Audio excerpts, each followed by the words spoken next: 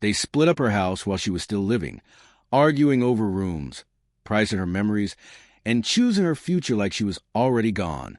But what they did not know was that her late husband had left something behind they could never touch, something that would change everything in the end. Margaret was 78 years old when she first realized her children had stopped seeing her as their mother. They had started seeing her as a problem to handle, something to be taken care of quietly and quickly, like an old piece of furniture that no longer fit in the room. It started in a small way, the way things like this always do, with worry wrapped in kindness. Victor called more often, asking about bills, offering to help sort things out. Laya insisted on sending groceries and booking doctor visits she did not ask for. Aaron showed up without warning to fix things that were not even broken. But under all of it was a tone Margaret could not ignore, a quiet impatience, a feeling that they were waiting for something. And after Daniel passed, that feeling only grew stronger and heavier, like a storm building just out of sight. The house they had shared for over 50 years suddenly felt different, not just because he was gone, but because of the way her children began moving through it. They opened drawers without asking. They talked about renovations. They whispered in corners, and their voices dropped the moment she walked into the room. Margaret tried to tell herself it was grief, that everyone handles loss differently, and maybe this was their way of coping. But then came the conversations, the ones they thought she could not hear, the ones that changed everything. "It is too much for her," Victor said one afternoon. His voice was low but firm as he stood in the kitchen Margaret had once filled with laughter. "The house is old. The upkeep is expensive, and she is not getting any younger." Sighed and leaned against the counter. "I cannot have her living alone like this. What if something happens? It is not safe." Aaron did not speak right away, but when he did, his words were quieter and more careful. "We should split it now before it becomes a bigger issue later." Margaret had been standing in the hallway, just out of sight. Her hand rested on the wall as the words sank into her chest like cold iron. So, split, issue. They were not talking about helping her. They were planning her ending, dividing her life into pieces before she had even finished living it. And for a moment she could not move or breathe, because the truth was too sharp and too sudden. They were not waiting for her to be ready. They were moving forward without her. That evening, they sat her down at the dining table, the same table where birthdays had been celebrated and stories had been told, and Victor placed a stack of papers in front of her with a practiced smile. "Mom, we have been thinking," he started, his tone careful and rehearsed. "This house is just too much for you now. We want to make things easier." Easier. The word felt empty. Reached for her hand, her grip gentle but firm. "You can stay with me for a while, just until everything is sorted. You will not have to worry about a thing." Margaret looked at their faces, familiar but far away, and for a short, fragile moment, she wanted to believe them. She wanted to trust that this was love and this was care. But something deep inside her whispered otherwise, something that sounded like Daniel's voice, steady and sure, telling her to pay attention and look closer. And when she glanced down at the papers, she saw not comfort but finality. Legal words, signatures, numbers, a process already in motion. "I do not understand," she said softly, her voice shaking even though she tried to keep it steady. "Why are we doing this now?" Victor looked at Aaron for a second. "Because it is the smart thing to do. We are just planning ahead." Planning ahead, as if she were already gone. Days blurred together after that. A quiet rush of choices made too fast. Explanations given too vaguely.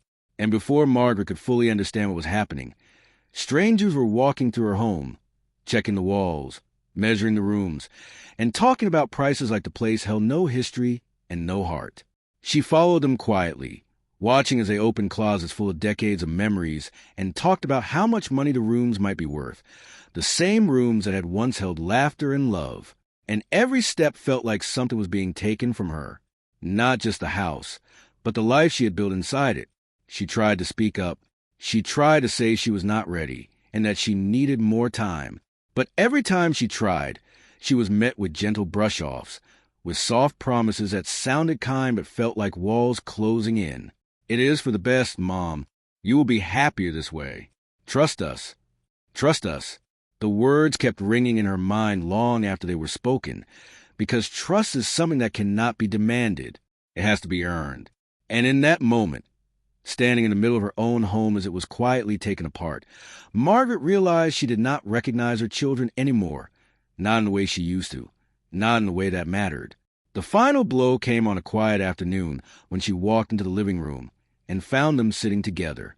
Papers were spread across the table, and their voices sounded almost businesslike. "We will divide the money evenly," Victor was saying. "It is the fairest way." Laya nodded, "And we can decide later if we want to invest it or just keep the cash." Aaron leaned back in his chair. "Either way, it is a good deal." Margaret stood there unseen for a moment, listening as they talked about the value of her home and her life, like it was nothing more than a business deal. And when she finally stepped forward, her voice was barely more than a whisper. "You are selling it." 3 heads turned toward her. Surprise flashed across their faces before settling into something else, something quieter and more controlled. "Mom," Victor said gently, as if he were speaking to a child. "We already talked about this." "No," she replied, her eyes filling with tears she refused to let fall. "You talked about it. I listened." The room went quiet. The weight of her words hung in the air. But instead of stopping or thinking again, they kept going softly, carefully, but firmly, until the decision was no longer a choice but a fact. Within weeks, the house was sold. Her belongings were packed into boxes she had not chosen. Her memories were reduced to things that could be carried, stored, or thrown away. And Margaret found herself standing in a small, unfamiliar room in Laya's apartment, surrounded by pieces of life that no longer felt whole. The walls were bare. The air was crushed and still. And for the first time in 78 years, she felt truly out of place, not just from a home, but from a feeling of belonging. That night, as she sat on the edge of the narrow bed with the silence pressing around her, she reached into her bag and pulled out the one thing she refused to let go of, an old envelope Daniel had given her before he died, his last words, his final gift, something she had not been ready to face until now, at last. Her fingers traced the edges of the paper. She felt a strange, quiet pull, as if this moment, this loss, this emptiness, was leading her somewhere she could not yet see. And with a slow, shaking breath, Margaret opened the envelope, not knowing that the truth inside would change everything her children thought they had already taken from her. The house they sold was never meant to be her ending. It was only the start of a truth her children had no idea existed, a truth her late husband had hidden not out of secrets but out of love, knowing that one day she would need something that belonged only to her. Margaret sat on the narrow bed in Laya's apartment, the unfamiliar walls pressing around her. The quiet hum of distant traffic replaced the comforting creaks of the home she had lost. And in her hands, the envelope felt heavier than it should have, as if it carried more than paper, more than ink, as if it carried Daniel himself. Her fingers shook as she unfolded the letter, her eyes scanning familiar handwriting that immediately brought a sharp ache to her chest. His words were steady, thoughtful, and unmistakably him, and for a moment, she could almost hear his voice reading it aloud. "Margaret." It began, simple and direct, the way he always spoke to her. "If you are reading this, then I am no longer there to argue with you about overwatering the plants or leaving the lights on in the hallway. And despite everything, despite the loss and betrayal and the emptiness, a faint, fragile smile touched her lips, because that was Daniel, finding a way to make her smile even from far away. But as her eyes moved further down the page, the tone shifted, becoming more serious and more careful. And she felt her breath catch as she read the next line. "I know our children, and I know how the world works. They will not mean harm, but they will move quickly, too quickly. They will think they are helping you, even when they are taking something from you." Margaret's grip tightened on the paper. Her heart pounded as the words echoed everything she had just lived through, everything she had not been able to put into words herself. And suddenly, she did not feel crazy.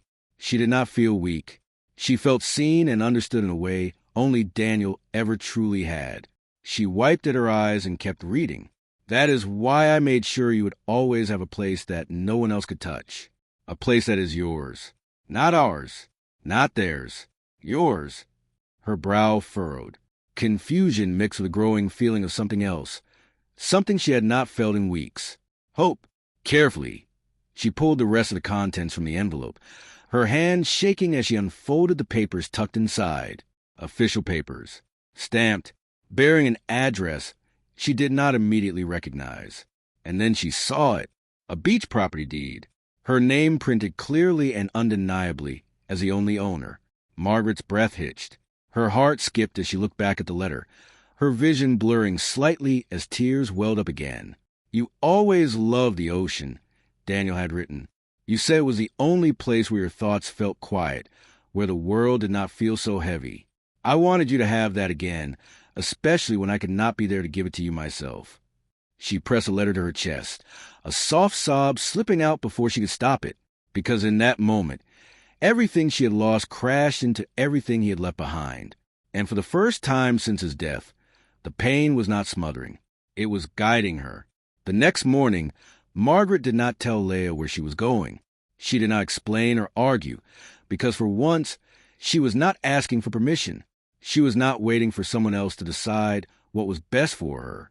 She simply packed a small bag with just enough clothes, the letter, the papers, and quietly stepped out of the apartment before anyone could stop her. Her heart was pounding, not with fear, but with something unfamiliar, something almost like determination. The journey was not easy. Each step reminded her age, her limits, the years that had quietly settled into her bones. But she did not stop, because every mile brought her closer to something that was hers, something untouched by her children's choices, something Daniel had trusted her to find when the time came. The bus ride was long and uncomfortable, the kind that makes time stretch out forever. But Margaret barely noticed. Her fingers traced the edges of the letter over and over, as if grounding herself in his words, in his belief in her. And when she finally stepped off at the last stop, the air felt different, lighter, carrying a faint smell of salt that stirred something deep in her memory.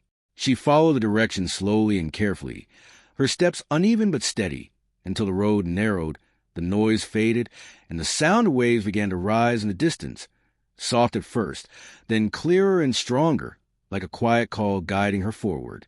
And when she finally saw it, really saw it, she stopped. The house stood there, small and simple, perched just above the shoreline. Its paint was slightly worn, but its frame was strong. Its windows caught the sunlight in a way that made it seem almost alive. And for a moment, Margaret just stared, unable to move, unable to fully believe that this was hers. No one had taken it. No one had divided it. No one had decided its fate without her. It existed outside all of that, untouched and waiting, just as Daniel had promised. Slowly, she walked closer, her heart beating faster with every step, the sound of the ocean growing louder, wrapping around her like an old, familiar song. And when she reached the door, her hand hovered over the handle for a moment. Hesitation flickered through her mind, not fear, but something deeper, something like the weight of everything that had led her here. But then she remembered the way her children had spoken, the way they had looked at her as if she were already fading away. And something inside her shifted, something firm and unyielding, and she pushed the door open. The air inside was still, carrying the faint smell of wood and sea. The rooms were quiet but not empty, as if they had simply been waiting for someone to return. And Margaret stepped inside slowly, her eyes taking in every detail, the small kitchen, the modest living space, the windows that framed the endless stretch of ocean beyond. And for the first time in what felt like forever, the silence did not feel smothering. It felt peaceful. She set her bag down, her movements careful, almost reverent, as if afraid the moment might disappear if she moved too quickly. And then she walked toward the window, her gaze drawn to the horizon where the sky met the sea, the waves rolling in and out with a steady rhythm that seemed to echo something deep within her, something she had forgotten but was beginning to remember. And as she stood there, the weight that had been pressing on her chest for weeks began to lift. Not all at once, but enough for her to breathe a little easier, to feel a little steadier. Outside, the wind moved gently, carrying the sound of the ocean to the open window, brushing against her face like a quiet reassurance. And Margaret closed her eyes for a moment, letting it wash over her, letting herself feel something other than loss, something other than being out of place, something that felt dangerously close to freedom. When she opened her eyes again, she whispered softly, almost as if she were speaking to Daniel himself, "You knew?" And in that moment, standing in a house no one else had claimed, no one else had touched, she realized that this was not just a gift. It was a second chance, one her children had never expected her to have, one they could never take away. And as the sun dipped lower in the sky, casting warm light across the room, Margaret allowed herself, for the first time since everything had been taken from her, to believe that her story was not over yet. It had simply been waiting for her to find her way back to something that was truly, undeniably hers. Her children thought they had taken everything from her, but they had no idea that the life they left behind would become the one she rebuilt without them, stronger, quieter, and completely out of their reach. The first few days in the beach house were not easy, not the way people imagine fresh starts to be, because Margaret still woke up in the middle of the night, disoriented, her body expecting the familiar walls of her old home, her mind replaying the moment her children divided her life as if it were a transaction. But each time she opened her eyes and saw the soft light of the ocean coming through the window, each time she heard the steady rhythm of waves instead of distant city noise, something inside her settled just a little more. She began slowly and carefully, not trying to rebuild everything at once. Because at 78, she understood something her children did not. That life was not about rushing forward. It was about choosing what mattered and holding on to it with quiet strength. She cleaned the house first, moving from room to room on purpose, wiping away dust that had gathered in corners, opening windows to let the sea air flow through, breathing it in as if it were medicine. And though her hands ached and her back protested, she did not stop, because with every small task, she felt a piece of herself returning, a sense of control she had not realized had been taken from her. She needed a garden, but because she needed something to grow, something to remind her that not everything in her life had been reduced or divided. Days turned into weeks, and slowly, almost quietly, Margaret began to change, not in a dramatic or sudden way, but in a steady and undeniable way, the kind that builds from within. She built routines simple but meaningful, waking with the sunrise, sitting on the porch with a cup of tea as the sky shifted from soft gray to warm gold, watching the horizon as if it held answers she no longer needed to chase. Walking along the shoreline in the afternoons, her steps slow but steady, letting the water brush against her feet, grounding her in a way she had not felt in years. And in the evenings, she would sit by the window, the letter from Daniel resting beside her, no longer something she clung to in grief, but something she carried with quiet thanks. People began to notice her, not all at once, but in passing. A neighbor who waved as they walked by, a fisherman who nodded in greeting, a young woman who stopped one day to ask if she lived there alone, her voice filled with curiosity rather than pity. And Margaret found herself responding, at first with simple answers, then with small talks, and eventually with something she had not expected, connection. It was not the kind of connection that demanded anything from her, that tried to take or manage or decide. It was the kind that simply existed, mutual and respectful, built on being there rather than control. And for the first time in a long time, Margaret felt like she was part of something again, not as someone's responsibility, not as someone to be cared for, but as someone who still had something to offer, even if it was just a listening ear or a quiet smile. Word spread slowly about the older woman who had moved into the small beach house, the one who always seemed calm, who never seemed in a hurry, who carried herself with a kind of quiet dignity that made people pause. And soon, it was not unusual for someone to stop by, to sit on the porch for a while, to share a story or silence. And Margaret welcomed them, not because she needed company, but because she chose it, because this time, everything that entered her life did so with her permission. Months passed, and with each passing day, the version of herself her children had believed in, the fragile, incapable woman they thought needed managing, faded further and further into the past, replaced by someone steadier, someone who had faced loss and being uprooted and still found a way to stand on her own. And it was in the middle of one quiet afternoon, as Margaret sat on the porch watching waves roll in, that the past came back to find her. The car pulled up slowly, its presence breaking the gentle rhythm of the day. And Margaret did not need to see who stepped out to know it was them. Victor was the first to approach, his expression unsure, as if he did not quite know what he would find. Laya followed, her eyes scanning the house, taking in every detail with a mix of surprise and something harder to name. And Aaron lingered slightly behind, his posture more reserved, but his gaze sharp and calculating.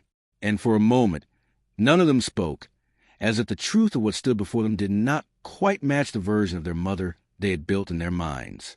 "Mom," Laya finally said, her voice softer than Margaret remembered, almost hesitant.